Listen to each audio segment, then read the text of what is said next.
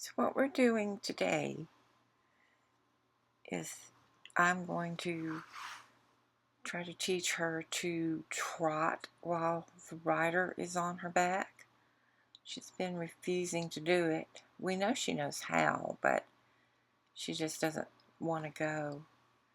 So I'm going to see if I can figure out what the problem is. She's also having difficulty listening to steering when you try to turn her to the left or the right. She has a couple of vices that she tries to use. She'll get a bow in her neck and then side pass over, particularly to the right. And she also tries to squish you up against the side of the corral. So these are issues that we're going to try to work with today.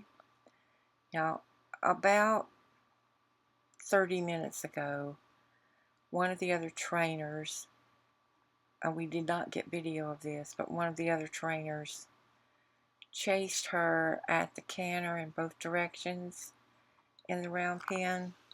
The trainer put a bucking strap on her, trying to show her how not to buck by giving her the release, taking that strap off when she kind of gave it up. So it's a way to teach them not to buck. Not that bucking has been an issue with this horse. But at any rate, the main thing that the chasing, and the trainer also twirled a whip at her the way that is done in natural horsemanship training. So she has had a lesson in respect right before I started this. And what I'm doing right now is I'm using the lunge whip, tapping her on the neck, getting her to go lunge, and we're going to do this in both directions. Right now I'm trying to get her to give to the cue. The cue is to go off, in this case she's going to the left, circling to the left. And I'm asking her to trot and walk. On command, I'm giving her voice commands, and I'm also showing her with my body language when to trot and when to walk. But we're going to work on walking and trotting so that when I get on her, she will be willing to go trot for me. Right there we did a whoa, and she came in to me. I don't mind if she turns in or if she stays out. Either way is okay with me. It's a little bit of a hybrid between what the natural horsemen like, which is for the horse to turn in, and what the English community likes, which is for the horse to stay on the rail. So I'm asking her again with a tapping. I'm going to go back out. And she was pretty good about doing it. Now we're trotting. We're just going to practice this for this entire 15-minute segment here. We've been going. So actually, the first part of the 15 minutes I spent getting her halter, and working with the equipment and getting it ready and so forth. So the actual working of the horse isn't going to quite be 15 minutes. It's about 12.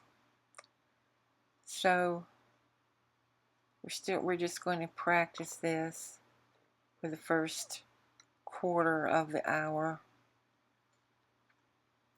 Walk and trot from the ground, listen to the whip, to the cue of the tapping of the neck.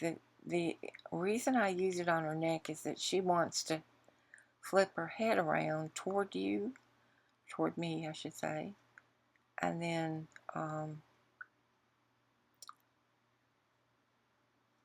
resist going past you forward at the walk. Now that was her idea, I think. Nope, that was my idea. Forgive me, I can't really see what's going on when I'm doing these voiceovers.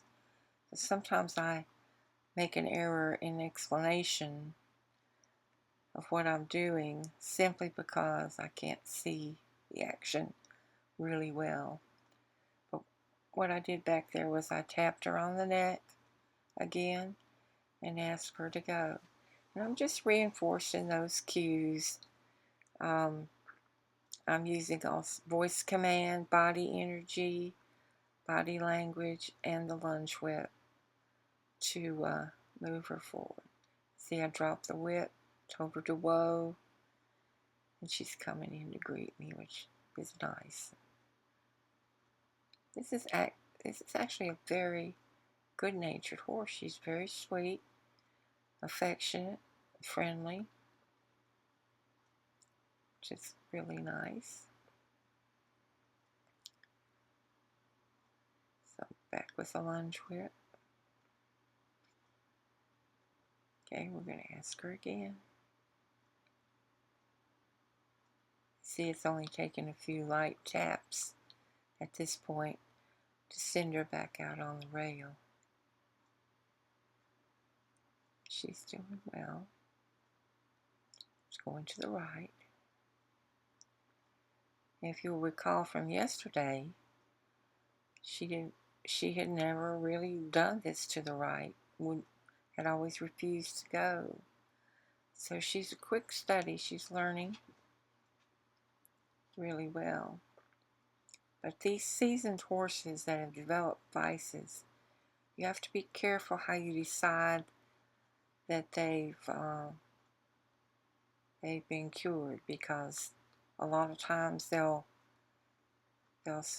obey you when they have to, but if you drop your guard or there's a moment of weakness on your part, like you drop a stirrup or get distracted when you're riding, and they'll take advantage of it.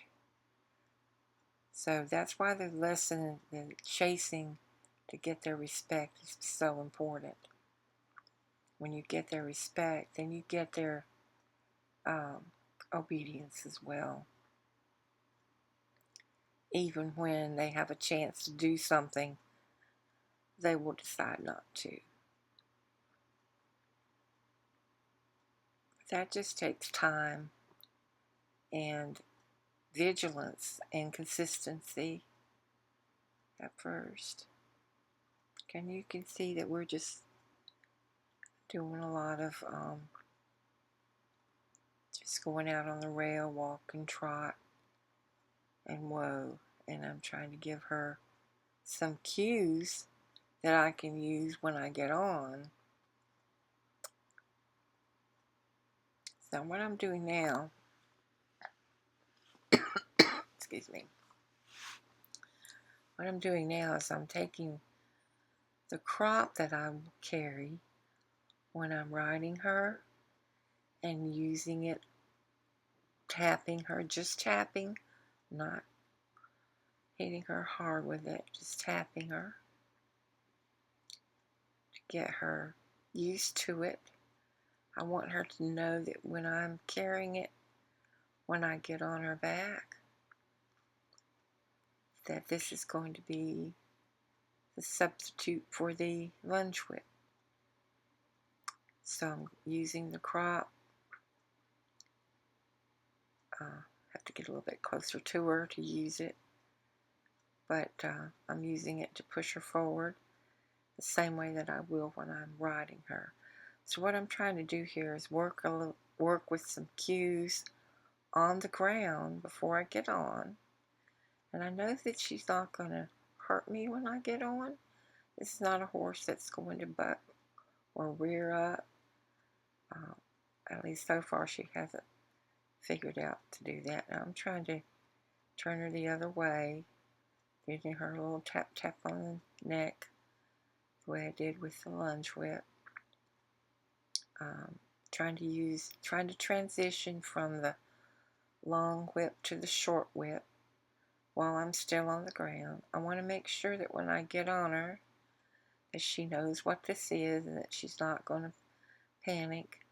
Remember, in stepladder training, you do prepare your horse with a lot of little steps leading up to the desired effect. What I desire today is that she will trot for me on this rail with a person on her back. So that's what we're leading up to. That's why we're doing all this practice.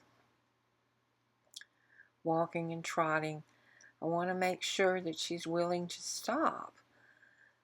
Don't forget that when you're trying to get your horses to go forward. That when you get on their backs especially, you want to make sure that you have a stop. That she understands, whoa. And you want to practice this. Now what I'm doing right now, we're doing some turns again. Because, as I mentioned before, another goal we have with this horse is that she will listen to your hands when you're riding and you want her to make those turns. So we're going to practice that a little bit. You see there, she's following me. This is what some people call join up. Now we're getting ready to put the saddle on, just brushing her a little bit. And this part of the tape's about to end, and then we'll pick up with part 2 in just a minute.